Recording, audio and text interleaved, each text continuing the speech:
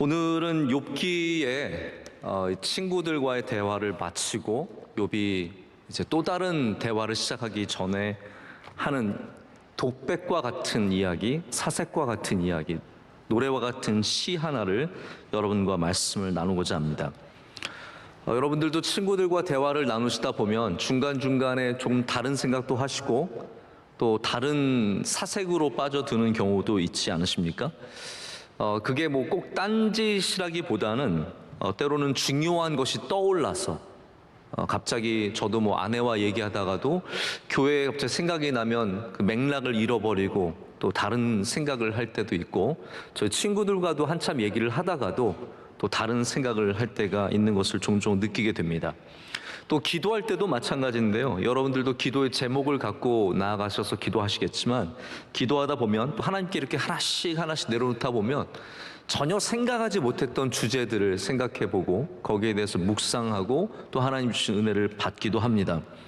이제 저는 그런 경우가 종종 있습니다. 이렇게 분명히 뭐 교회를 위해서 또 성도님들을 위해서 뭐 이런 큰 제목을 갖고 기도하다가 갑자기 하나님께 주시는 어떠한 특별한 주제가 떠오르면 그 주제에 대해서 기도를 하면서 생각을 하고 제 나름대로 이런저런 그러한 생각 속에서 길을 찾아가는 저의 모습을 발견할 때가 있습니다. 그래서 여러분들이 주일날 들으시는 설교 중에서 한 반 이상은 그렇게 기도하는 가운데 또 하나님께서 주신 감동 가운데 이렇게 만들어진 또 시작된 그런 주제들이 굉장히 많이 있습니다. 욥은 지금 3라운드 이 모든 논쟁을 마치고, 제가 일부러 27장을 읽지 않았습니다. 27장은 욥이 이 빌닷에게 하는 말이지만 계속해서 반복되었던 이야기이기 때문에 좀 넘어가서 이번엔 28장의 말씀을 통해서 지금 대화가 아니라 욥의 독백, 욥의 사색, 혹은 욥이 갖고 있는 지적인 이러한 사색들에 대한 말씀을 좀 생각해보고 은혜를 나누고자 합니다. 다시 말씀드리지만 이것은 새 친구에게 하는 이야기가 아니라 스스로 깊이 생각하면서 이 부분에 대해서, 지혜에 대해서 사색하는 부분입니다.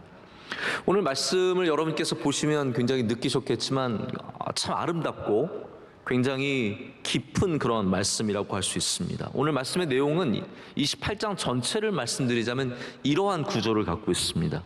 지혜를 얻는 것이 굉장히 어렵다는 거죠. 은을 파내는 것과 금을 파내는 것과 동과 철을 파내서 그것을 재련하고 이렇게 하나의 제품으로 만들어내는 것이 굉장히 어려운 것처럼, 그리고 그 광산을 찾아가는 길이 굉장히 비밀스럽고 사람들이 잘 알지 못하는 것처럼 지혜를 얻는 것은 굉장히 어렵고 그것을 얻은 사람도 많지 않다라는 것을 말하고 있습니다. 이것이 오늘 우리가 읽은 본문의 내용입니다. 1절부터 11절까지 말씀이 바로 이러한 지혜는 굉장히 찾기가 어렵고 그리고 얻는 사람이 별로 없다라는 것을 말하고 있고요. 두 번째 28장의 내용은 뭐냐 하면, 우리가 지혜를 가졌을 때는 세상에 아무리 좋은 곳이 있어도 그것과 바꿀 수 없다라는 얘기입니다. 순금을 주어도 은을 달아도 그 값을 당하지 못하기 때문에 무엇으로도 얻을 수 없는 것, 우리가 도저히 돈으로 살 수 없고 돈과 바꿀 수 없는 것이 이 지혜라는 것을 말하고 있습니다. 그러면서 이제 가장 중요하게 이렇게 되죠. 그러면 이 세상의 지혜가 어디 있느냐라는 거예요. 오늘 이제 본문 말씀 속에서 제가 제목을 정한 것이 지혜와 명철은 어디에서 얻는가 아닙니까? 그러면 이 세상에서 지혜를 얻을 곳은 어디 있느냐라고 욥이 질문하면서 그 답을 여기에 놓습니다. 그것이 바로 오늘 말씀의 클라이막스입니다. 하나님이 지혜이시며 하나님만이 우리에게 지혜를 주실 수 있다라고 노래하죠. 그래서 23절 말씀을 읽지 않았지만 한번 보시죠. 거기 어떻게 되어 있냐면요, 하나님이 그 길을 아시며, 그전에는 뭐라고 얘기했냐면 솔개도 모르고 매도 모르고 사자도 모르고 아무도 모르는데 하나님이 그 길을 아시며 있는 곳을 아신다라고 말하고 있습니다. 그래서 하나님께서 모든 것을 다 살피시고, 자, 저를 다시 보세요. 하늘에, 저는 새를 굉장히 좋아합니다. 새 보는 걸 좋아해요. 제가 망원경도 샀어요. 근데 제가 망원경을 사서 돌아다니면 사람들이 이상하게 쳐다봐요. 남의 집 이렇게 엿보는 줄 알고 제가 그래서 마음껏 제 마음대로 보지 못하는데 영국의 존 스토트 목사님이 새를 그렇게 좋아하셨어요. 저는 그래서 존 스토트 목사님처럼 되고 싶어서 그분처럼 성경은 많이 연구 안 하고 그분처럼 새를 보기 시작했어요. 새를 보는 게 너무 아름답고 새가 하늘에 뜨면 무슨 새가 떴는지 꼭 봐야 되고 그리고 이 새가 전혀 모르는 새가 나오면 꼭 걔 이름을 알아야 직성이 풀리는 거죠. 이게 무슨 새냐, 산까치냐, 종달새냐 이런 걸 알아야 이제 속이 풀리는데요. 제가 제일 매력적으로 생각하는 새 중에 하나가 매입니다. 매. 우리나라에서도 이제 매를 곳곳에서 볼 수 있는데 제가 살던 미국에는 바람이 딱 불면 매가 쫙 뜹니다. 굉장히 많은 매가 떠요. 때로는 저희 집 주변에 내려가지고 제가 매를 이렇게 앉아 있는 거 봤는데 거의 초등학생 키만 합니다. 굉장히 매가 크고 키도 크고 날개도 굉장히 큰데 이 매가 하늘에 딱 뜨지 않습니까? 매는 매섭게 우리를 보고 있습니다. 그래서 매예요. 눈이 정말 밝고 아주 멀리 있는 것도 다 보고 이 버드 아이 뷰라고 하는 새 눈으로 이 아래를 쳐다보면요 안 보이는 길이 없고 그 새가 모르는 것이 없을 정도로 모든 것을 다 보게 됩니다. 근데 오늘 말씀에 그 새가 찾을 수 없는 곳이 이 지혜의 광산이다라고 말하는 거예요. 지혜는 아무리 실력 있고 아무리 능력 있어도 쉽게 찾아질 수 있는 것이 아니라는 거죠. 그래서 오늘 말씀에 그러나 하나님은 그것을 살피신다라고 말하고 있고 그 길을 아시고 할렐루야 하나님께서 정하시고 만드셨고 또 이 모든 것이 다 하나님께서 남을 고백하면서 29절 마지막 말씀이 이게 이제 결론이죠. 우리 28절 말씀 우리 마지막에 보면 이렇게 되어 있습니다. 보라 다 같이 읽을게요. 주를 경외함이 지혜요 악을 떠남이 명철이니라. 아멘. 이것이 결론으로서 오늘 우리에게 주어지고 있습니다. 여러분 이 세상에 지혜를 사모하는 민족들이 있습니다. 근데 가장 지혜를 사모하는 민족은 유대인이라고 해도 과언이 아닙니다. 우리가 탈무드 이야기를 참 많이 하는데 탈무드가 결국은 지혜 아닙니까? 이 모든 것들이 지혜에 굉장히 많은 초점들이 맞춰져 있습니다. 구약에서 말하는 지혜가 무엇인지 제가 세 가지만 좀 분류를 해서 먼저 말씀을 드릴게요. 구약에서 말하는 지혜가 무엇인가? 첫 번째는 아버지가 아들에게 전해주는 지혜가 있습니다. 이제 구약이 말하는 지혜가 이런 지혜예요. 이 지혜를 우리가 성경에서 어디서 찾을 수 있습니까? 잠언에서 찾을 수 있죠. 잠언은 솔로몬이 그 아들에게 주는 지혜로서 쓰여진 책이며 아버지가 갖고 있는 지혜를 그리고 보면 중간에 엄마가 딸에게 주는 지혜도 있죠. 엄마가 갖고 있는 지혜를 왕이 갖고 있는 지혜를 바로 그래서 오래 경험하고 오래 살았던 사람들이 그 삶 가운데 가졌던 지혜를 전수해 주는 것이 이 유대인의 지혜의 첫 번째 전통이고 그들의 개념입니다. 모든 가정마다 여러분 가정에 보면 가정의 지혜가 있어요. 그렇지 않습니까? 엄마가 이제 살림하다가 얘야 콩나물은 어디다 넣어야 된다. 이거 끓일 때는 뭐부터 끓여야 한다. 뭐 비가 오면은 뭘 해야 된다. 이런 가정마다 내려오는 지혜가 있어요. 제가 경험을 해보면 좋은 가정에서 큰 사람들은 가정이 갖고 있는 지혜를 갖고 있어요. 여러분 굉장히 이거 중요하게 여기셔야 돼요. 좋은 부모님들은 그냥 아이들 공부시키는 것에만 집중하는 것이 아니라 아이들에게 지혜를 전수해 줍니다. 그래서 괜찮은 청년들을 만나보면 이 부모님에게서 받은 지혜가 그들의 삶 가운데 꼭 하나씩 나오는 것을 경험을 합니다. 얘기를 들어보면 아버지가 이렇게 말씀하셨어요. 어머니가 이렇게 말씀하셨어요. 이거 굉장히 귀한 가정입니다. 여러분의 가정에도 부모가 자녀에게 전해주는 지혜가 있으시길 축복합니다. 신앙도 어떤 부분에선 그런 부분이죠. 부모가 어려서부터 아이들에게 무엇이 우선순위가 되어야 하는지 어떤 것이 지혜로운 삶인지 가르쳐주지 않습니까? 근데 부모뿐만이 아니라 또 학교나 어디에서나 우리의 선생님이 또 우리에게 지혜를 가르쳐주기도 합니다. 그래서 이 지혜 학파가 다 있는 거예요. 이 가정의 지혜라는 것이 가정의 한 지혜를 그 가문의 지혜로 이어가게 하고, 학교에 보면 그 학교에 있는 지혜를 학파가 이어가게 합니다. 예를 들어서 뭐 경제학과 하면은 시카고 대학이 굉장히 유명하죠. 시카고 대학 사람들이 계속해서 노벨 경제학상을 받지 않습니까?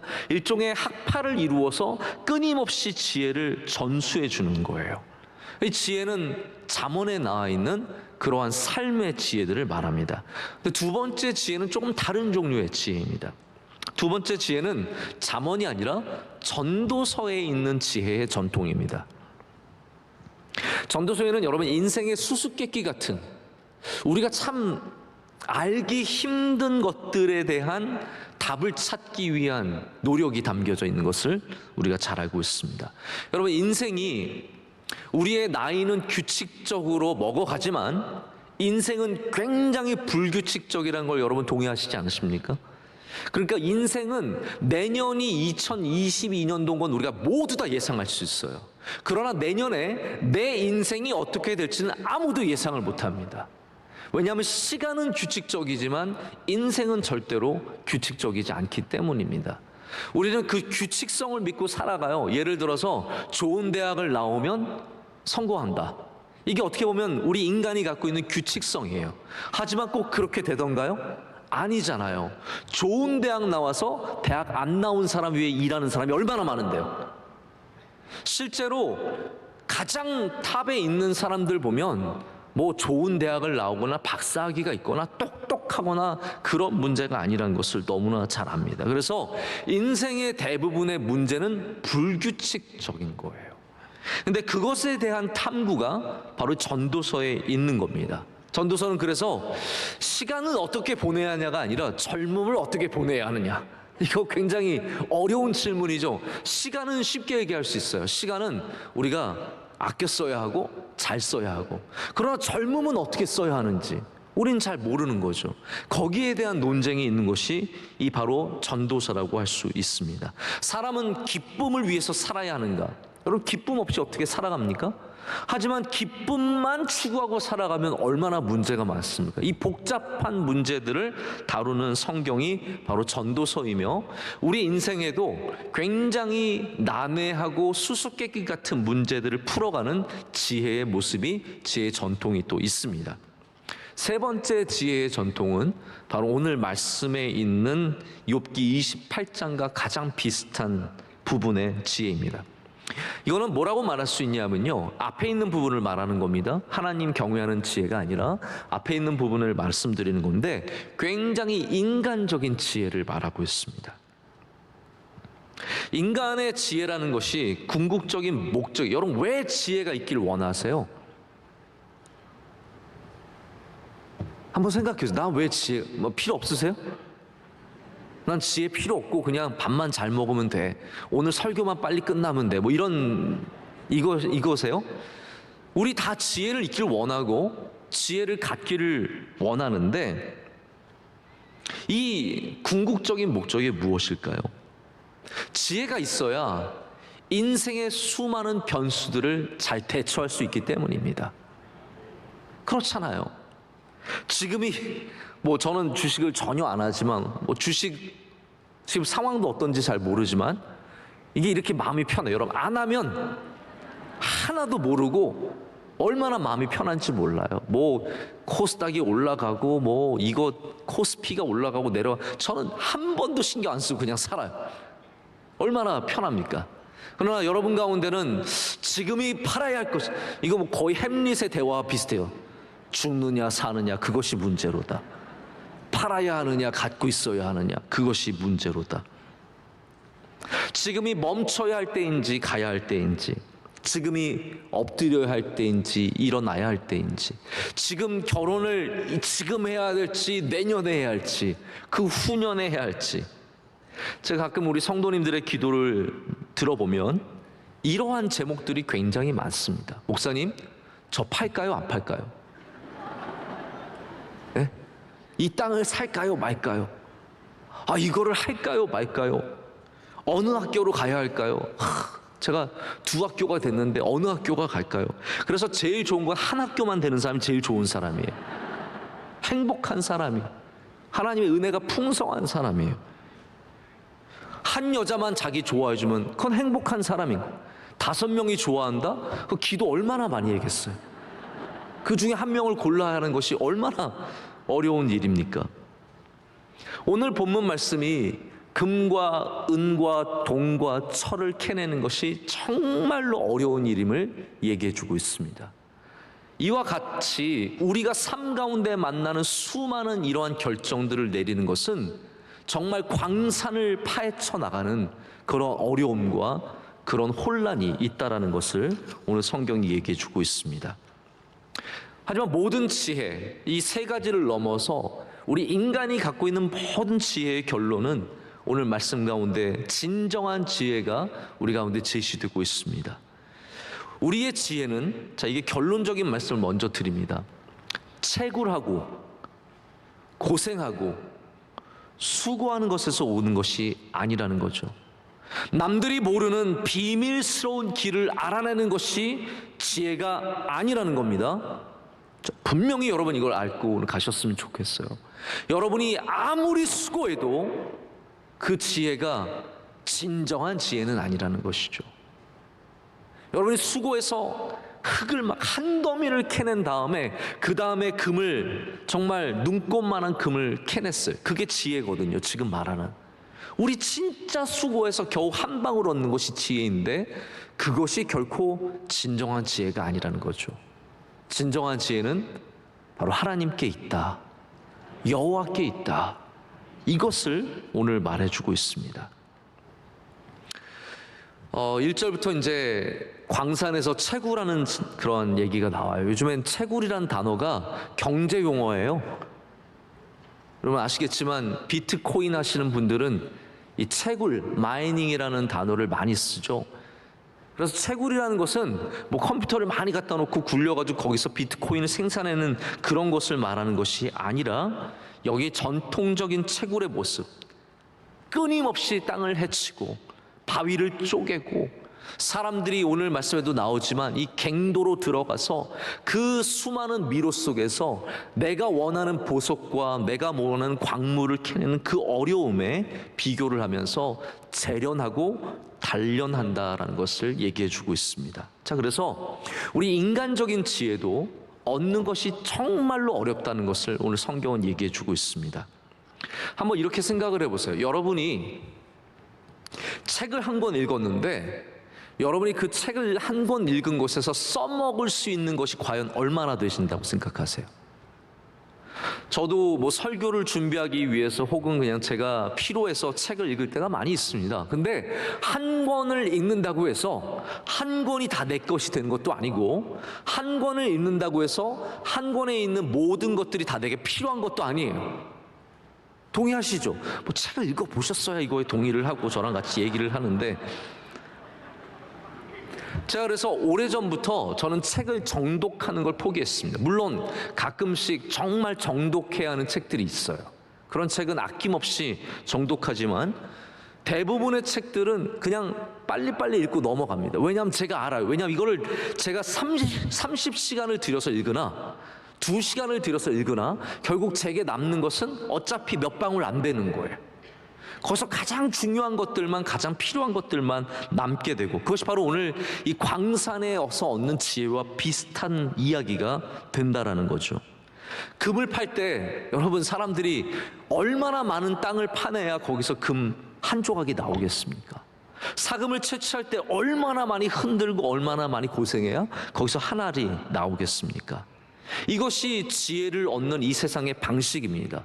수고하고 땀 흘리고 애쓰고 수십 시간을 들여서 공부하고 힘들여도 사실 우리가 얻는 것은 얼마 되지 않는다라는 거죠. 우린 책을 통해서도 굉장히 제한된 지혜를 얻지만 사람을 통해서도 굉장히 제한된 지혜를 얻습니다. 제가 사람들을 만나보면 지혜를 주시는 분들이 있고, 아무리 저에게 지혜를 준다고 얘기를 해주지만 하나도 저에게 지혜가 안 되는 분들이 있습니다. 다시 말해서 많이 배웠다고 해서 저에게 지혜를 주는 것도 아니고, 많이 알고 있다고 해서 저에게 지혜를 주는 것도 아니고, 경험이 많다고 해서 지혜를 주는 것도 아니더라고요. 이게 사실 참 안타까운 일인데, 지혜를 줄 수 있는 사람은 생각보다 많지 않습니다. 쉽지 않습니다. 저는 모임에 많이 가는 편입니다. 부르시면 가고, 오지 말라고 하면 안 가고, 또 이런저런 모임이 있을 때마다 초청을 받아서 가게 되면 여러 목회자님들, 또 장로님들, 또 이런저런 성공하신 분들을 만날 때가 있죠.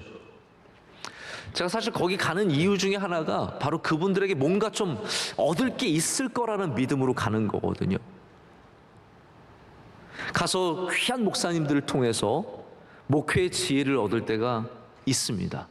저는 그러면 그 목사님을 잊을 수가 없어요.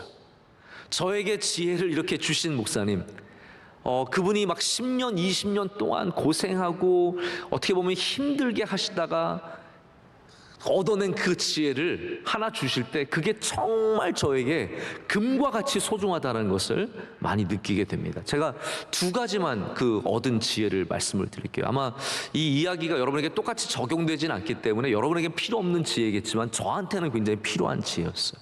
우리 교회가 참 여러 가지로 복잡하고 힘들고 뭐 지금도 다 그런 문제가 해결된 건 아니지만 어려웠던 적이 있지 않습니까? 그때 제가 참 힘들었었는데 아주 고생하신 목사님, 우리 교회보다 훨씬 더 고생하신 목사님이 저한테 뭐라고 하셨냐면, 김하나 목사님, 교회가 어려울 때는 목사는 교회에 있어야 합니다. 교회의 자리를 지키고 있어야 합니다. 딱 그 말을 해주시는 거예요. 왜냐하면 그 목사님이 어려우실 때, 그 교회가 어려우실 때 장로님들께서 목사님 지금 교회가 너무 어려우니까 잠깐만 좀 미국에 가셨다 오세요. 그래서 미국에 가서 좀 기다리시면 저희가 교회가 안정되면 다시 모시겠습니다. 그렇게 얘기를 하셔서 목사님이 장로님들 말씀을 믿고, 그러면 장로님들 부탁할게요. 그리고 미국에 가셨다는 거예요. 목사님이 가 계신 동안에 교회의 반이 줄었대요. 완전히 그냥 교회가 반이 줄면서 이 모든 문제가 훨씬 더 복잡해졌다고 하시면서 저한테는, 김 목사님, 아무리 어렵고 힘들어도 목사는 자리만 지키고 있으면 됩니다. 그 말씀을 해주셔서 제가 주구장창 교회에 앉아 있는 겁니다. 왜 맨날 교회에 앉아 있느냐? 제가 할 수 있는 건 그거밖에 없으니까 계속 교회에 앉아서 있는 거예요. 또 한 목사님은 요 근래에 만난 목사님인데, 목사님께서 그 교회 담임 목사님이 되시고 나서 한국 교회의 지도자가 되신 거예요. 왜냐하면 교회가 사람을 지도자로 만들거든요. 그 교회가 워낙 대표적인 교회이기 때문에 어쩔 수 없이 본인도 원하지 않는데 한국 교회 지도자가 돼서 맨날 모임에 가고 행사에 가고 이런저런 곳에서 부름 받아서 막 가서 헌신하고 봉사하셨다는 거예요. 이야기 재밌죠? 네, 여러분 건 아니지만 제 이야기지만 이게 사람에게서 얻는 지혜가 얼마나 귀한지를 여러분께 말씀을 드리고 싶어서 드리는 이야기예요. 근데 그 목사님이 그 교회에서 15년을 목회하셨는데, 뭐 아직도 한참 더 목회하실 분이시지만 저한테 하시는 말씀이, 김 목사님, 김하나 목사님은 지금 불러주는 데도 없겠지만, 그게 저 먼저 저를 팍 쳤어요. 팩트 공격부터 하시더라고. 김하나 목사님 요즘에 불러주는 데도 없겠지만 처음에 교회 가서는 오직 성도들 양육하는 데만 힘쓰세요. 성도들에게 말씀 잘 전하고, 성도들 함께 일할 성도들을 잘 이렇게 붙잡고 교육하고 함께 교제하면서 교회를 세워가면 앞으로 내가 제일 후회하는 게 그거라고. 처음에 교회, 한국 교회 일한다고 막 밖에 돌아다니면서 우리 교회의 성도들을 내가 그때 많이 돌보지 못한 게 너무 후회스럽다고 목사님께서 그 말씀을 해주셔서, 제가 그래서 지금도 교회 주구장창 앉아가지고 맨날, 모르겠습니다. 저도 한 10년 지나서 어떤 후배 목사님을 만나면 제가 과연 단 한마디의 지혜라도 전할 수 있을까? 10년을 보냈는데, 10년을 담임 목사 했는데 내가 단 한마디의 한 줄의 지혜라도 줄 수 있을까? 제가 많이 생각을 해보게 됩니다. 그만큼 지혜가 힘들고 어렵다라는 거죠. 일터의 현자라는 책이 있습니다. 이 책은 미국의 유명한 숙박 서비스 업체죠. 에어비앤비라고 하는 굉장히 유명한 그 서비스 업체의 멘토로 들어갔던 분이 쓴 책이에요. 에어비앤비가 어떻게 시작이 됐냐면 2007년에 이 창업자가 브라이언 체스키라고 하는 샌프란시스코에 살고 있던 이 청년이 자기가 샌프란시스코가 집값이 굉장히 비싸거든요. 그래서 자기가 살던 집에서 도저히 집세를 못 내서 쫓겨날 입장이 된 거예요. 근데 하루는 이렇게 보니까 근처에서 디자인 컨퍼런스가 열렸는데 이 참석한 사람들이 호텔방이 없어서 굉장히 힘들어하는 걸 보면서 혹시 내 방을 빌려주면 어떨까? 처음 아이디어를 2007년에 갖게 된 거예요. 그래서 그 친구들이랑 방에다가 매트리스를 사가지고 깔아놓고 저렴한 가격에 그 방을 빌려주기 시작하면서 에어비앤비가 시작이 된 거라고 합니다. 그런데 이 청년들이 아이디어는 번뜩번뜩거리는데 굉장히 힘들었어요. 그래서 2013년도에 에어비앤비가 성장을 하면서 누구를 데리고 왔느냐? 칩 컨리라고 하는 그들보다 나이가 2배 많은, 이게 중요한 포인트예요. 그들보다 나이가 2배 많은 50대 중반의 전직 호텔 CEO를 자기 회사로 모시고 옵니다. 그래서 이분이 뭐로 이 회사에 취직을 했냐면 CEO로 취직한 게 아니에요. 인턴으로 취직을 했어요. 이 CEO인데 아주 똑똑하고 아주 지혜로운 사람인데 이 사람이 인턴으로 취직한 다음에 멘토의 역할을 하는 거예요. 그래서 이 사람 직명이 뭐냐면 멘턴이에요. 멘토와 인턴을 합쳐서 멘턴 역할을 했는데 바로 이 칩 컨리 때문에 에어비앤비가 서비스 업체로 몇 단계 도약하는데 큰 힘을 얻었다는 그것이 바로 일터의 현자. 그냥 일터에는 아이디어만 번뜩번뜩대는 사람이 있어서 안 된다는 거죠. 지혜가 있는 사람, 경험이 있는 사람, 이런 사람이 반드시 필요하다는 이야기를, 그래서 우리 어른들의 존재가 생각보다 굉장히 중요하다는 것을 얘기해 주고 있습니다. 저는 이 말씀을 통해서 우리 교회가 어른들의 지혜에 귀를 기울이는 교회가 되기를 원합니다. 다시 말씀드려서 어른들의 지혜, 이 인간의 지혜를 얻는 것이 너무나 힘들기 때문에 우리 교회에 있는 이 수많은 귀한 권사님들, 장로님들, 여러분 그래서 뭘 맡으면 나 혼자 잘하면 된다고 생각하지 마시고요. 꼭 물어보세요. 우리 교회에서 귀하게 섬기셨던 분들에게, 그분들에게 귀를 기울여 줄 때 여러분의 직분이 훨씬 더 잘 감당하게 되는 은혜가 있게 될 줄로 믿습니다. 이것이 사람이 줄 수 있는 지혜의 모습입니다. 오늘 말씀에는 이 광물이, 이 지혜가 사람에게서든지 책에서든지 경험에서든지 아니면 세상을 관찰하는 것에든지 어떤 것에든지 사실은 굉장히 얻기가 힘들다는 것을 광물을 통해서 얘기하고 있습니다. 이것이 1절과 2절의 말씀입니다. 근데 저는 이 광물을 보면서 우리의 삶도 이와 비슷하겠다라는 그런 생각을 해봤어요. 여기는 금, 은, 동, 철, 이 네 가지 광물이 나옵니다. 자, 그렇다면 여러분의 삶에 있는 금, 은, 동, 철은 무엇일까요? 우리 인생에 네 가지 제일 중요한 광물이 뭘까요? 제가 봤을 때는 건강, 물질, 명예, 관계, 이 네 가지가 아마 우리가 말할 수 있는 금, 은, 동, 철에 해당하는 가장 중요한 그러한 모습들이라고 생각을 합니다. 이것을 얻기가 얼마나 어렵습니까? 아무리 수고하고 애써도 한 산을 다 캐도 얼마 얻지 못하는 것이 물질이고, 하나를 다 들춰내도 얼마 얻지 못하는 것이 명예일 때가 참 많습니다. 게다가 이 네 가지를 다 가진 사람은 극히 드물 정도로 굉장히 어렵습니다. 그래서 성경은 결국 우리에게 가장 복되지만 가장 쉬운 길을 가르쳐 주는 거예요. 자, 보십시오. 광산은 찾기도 힘들어요. 광산은 파기도 힘들어요. 욥은 오늘 그렇기 때문에 어떠한 지혜를 구하라고 말하고 있습니까? 하나님의 지혜를 구하라라고 말하고 있습니다. 제가 오늘 책과 사람에 대한 얘기를 말씀을 드렸는데요. 우리가 다 책을 읽는 것도 아니고 우리가 다 이런 사람들을 만날 수 있는 것도 아닙니다.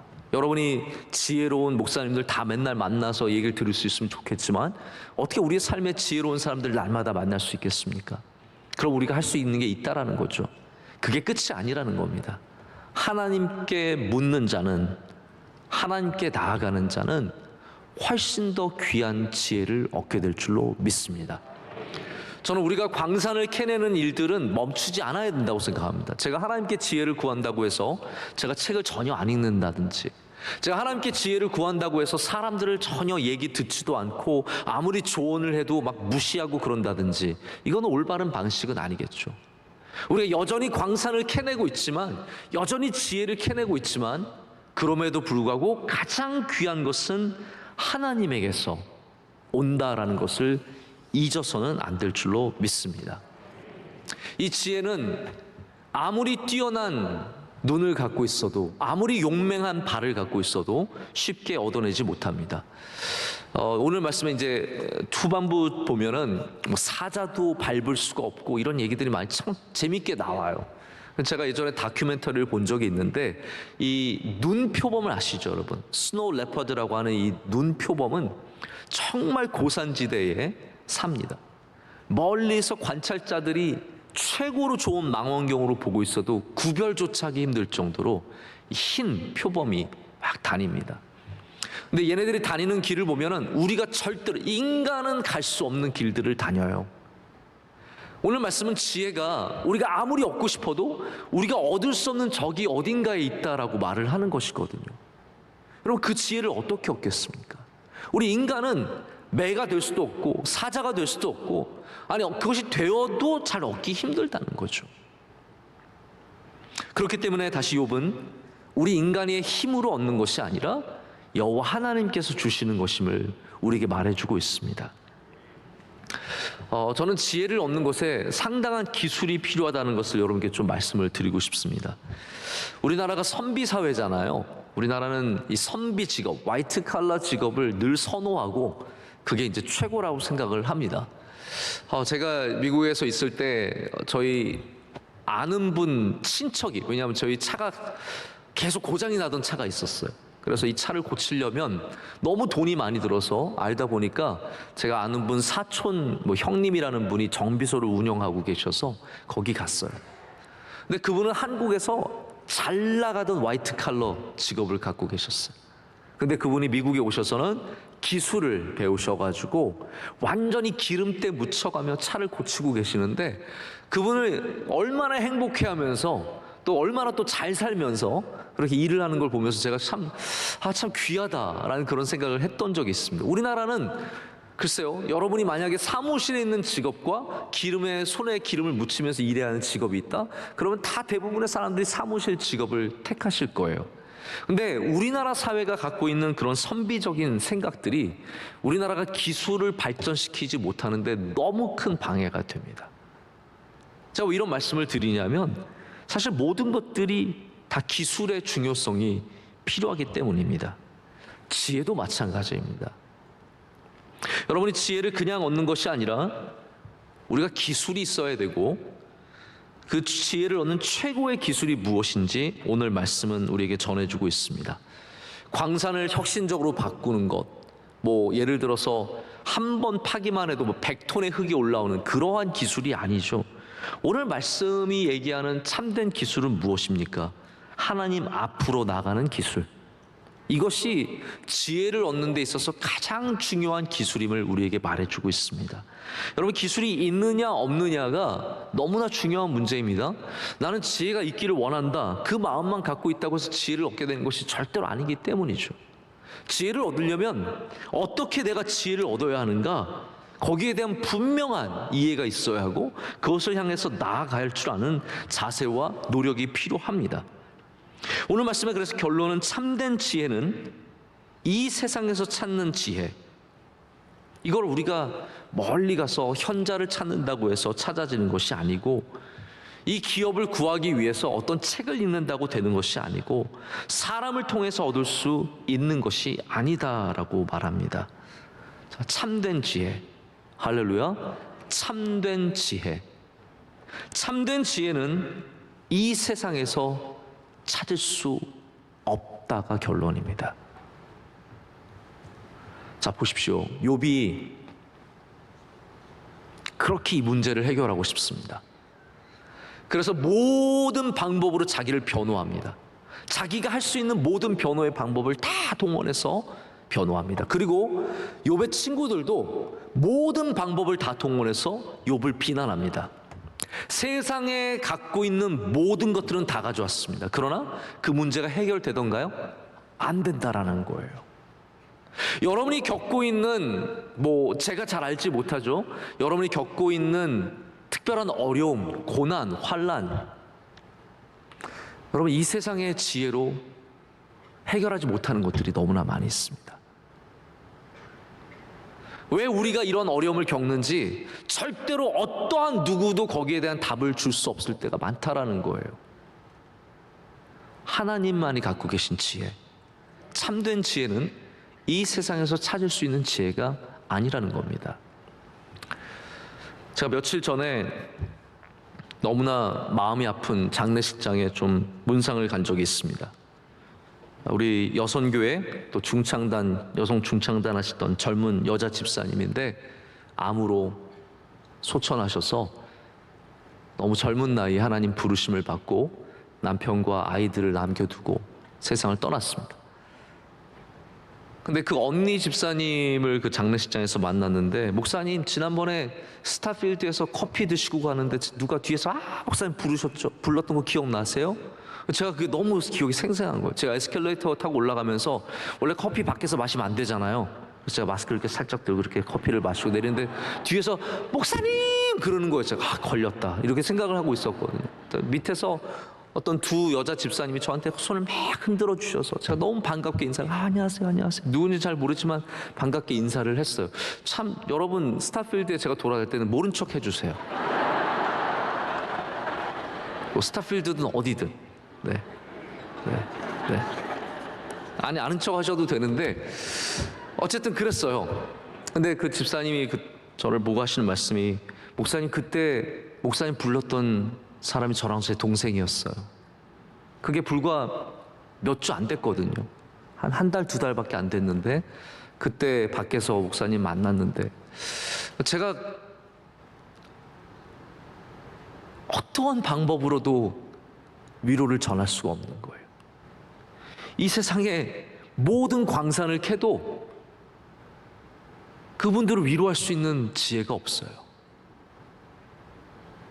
이 세상에 모든 금을 다 캐도 그분들을 위로하는 금이 안 돼요. 아마 여러분들도 비슷한 경험들을 많이 하실 겁니다. 내가 아무리 많이 알고 아무리 많이 경험하고 목회 경력이 40년 50년 되고 장례식을 수백 번 하고 결혼식을 수천 번 했어도 내가 한마디 위로할 수 없는, 나의 광산이 깊고 깊어도 단 한마디 말할 수 없는 그러한 일들이 우리의 삶 가운데 얼마나 많이 있습니까? 우리에게는 참된 지혜가 없다라는 말이죠. 경험은 있고 아는 것은 있고 지식은 있지만 우리의 진짜 문제, 욥의 문제, 우리의 이 환난과 고난의 문제, 인간의 근본적인 문제에 답을 줄 수 있는 그 참된 지혜는 그 어떤 누구도 없다라는 거예요. 오직 하나님만이 그것을 갖고 계시고, 제가 위로하는 게 아니라 그분의 믿음이 그분을 스스로 위로하고 있더라고요. 제가 그 집사님 위로한 것, 남자 집사님도 울면서 기도받으면서 함께 울면서 너무나 슬퍼하지만 제가 위로를 하는 게 아니라 그 안에 있는 하나님이 그분을 위로하시고 그분을 붙잡아 주시더라고요. 여러분, 그래서 우리는 광산으로 가야 하지만 진짜 문제는 광산에서 해결할 수 없다라는 걸 아셔야 된다는 거죠. 우린 책을 읽어야 하지만 우리의 진짜 문제는 류시아의 시 몇 가지로 혹은 현자들의 책 몇 권으로 법정 스님의 책으로 이런 걸로 해결할 수 없다라는 겁니다. 오직 하나님만이 우리의 문제를 해결해 주시는 분이시라는 겁니다.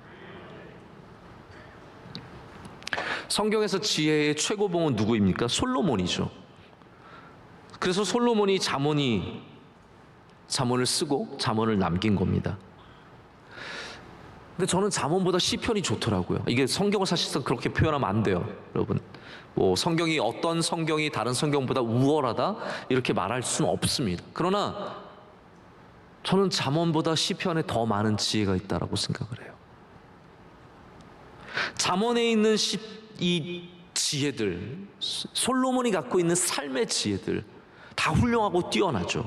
그러나 우리 신앙인들은 다윗에게 있었던 지혜들, 하나님을 찾는 지혜, 하나님이 구해주시는 지혜, 그래서 아기스 왕 앞에서 미친 척을 하고 탈출을 하고 그가 어려울 때마다 사울을 만났을 때 그를 죽이지 않는 이 모든 지혜가 하나님이 주시는 지혜였다라는 거죠. 그래서 실패한 것 같아도 하나님이 함께 하시면 실패하지 않습니다. 다윗이 누가 봐도 광야에서 실패한 인생이었죠. 그러나 그는 거기서 실패하지 않았습니다. 왜냐하면 하나님께서 그의 지혜가 되어 주셨기 때문입니다. 자, 이렇게 표현한 걸 여러분 잘 들어보세요. 하나님이 그의 지혜가 되어 주셨다. 이거는 어떤 말이냐면 그가 지혜를 가졌다는 말이 아니라 하나님이 그의 지혜가 되어 주셨다는 말이에요. 지혜가 우리가 갖고 있는 소유물이 아니라는 겁니다. 광산에서 나는 금은 소유물이 됩니다. 그래서 지식은 소유물이 되고, 물론 요즘 시대에는 지식도 소유물이 아니라 그냥 검색해서 나오는 거더라고요. 더 이상 지식이라는 게 자랑할 거 없어요. 다 누구나 보편적으로 가진 것이 되었어요. 네이버나 구글에 물어보면 누구보다도 더 자세하게 답을 해줍니다. 내가 조금 더 하는 거 그거 이제는 아무 의미 없는 세상이 되었어요. 지식은 조금 소유하는 게 있겠지만 지혜는, 여러분 꼭 이거 아시길 바랍니다. 지혜는 소유의 문제가 아닙니다. 우린 지혜를 소유하기 위해서 광산을 파지만 결국은 지혜는 소유의 문제가 아니라 하나님의 함께 하심의 문제입니다. 그것이 무엇으로부터 시작이 됩니까? 제가 이 말씀만 드리고 말씀을 맺겠습니다. 지혜는 다시 말씀드리지만 내가 무엇을 알아서 갖게 되는 나의 안에 있는 소유물이 아니라 하나님께서 나와 함께 하실 때 주어지는 은혜라는 거예요. 그렇다면 이 지혜를 어떻게 얻을 수 있겠냐라는 거죠. 이게 다시 원점으로 돌아간 질문이거든요. 성경은 그것을 분명하게 가르쳐주고 있습니다. 야고보서 1장 15절은 이렇게 말합니다. 너희 중에 누구든지 지혜가 부족하거든. 저는 왜 이 말씀을 읽는데 왜 이렇게 감동이 있죠? 너희 중에 누구든지 지혜가 부족하거든 모든 사람에게 후히 주시고 꾸짖지 아니하시는 하나님께 구하라 그리하면 주시리라. 이것이 성경이 우리에게 가르쳐주는 지혜를 얻는 방식입니다. 우리 명성교회 교인들이 지혜와 명철을 헛된 곳에서 찾지 말고 우리 여호와 하나님에게서 얻는 주님의 복된 백성들이 되시기를 축복합니다. 그래서 여러분 중에 지혜가 없어서 망하는 인생이 한 명도 없고, 지혜가 없어서 헛된 곳으로 가는 분이 한 명도 없고, 우리 모두가 하나님의 함께 하심의 지혜를 통해서 우리 인생의 난제들, 우리 인생의 고난과 환난들, 내가 도저히 풀 수 없는 그런 모든 문제들을 하나님의 은혜 가운데 풀어가는 그런 축복이 저와 여러분에게 가득하기를 간절히 소망합니다.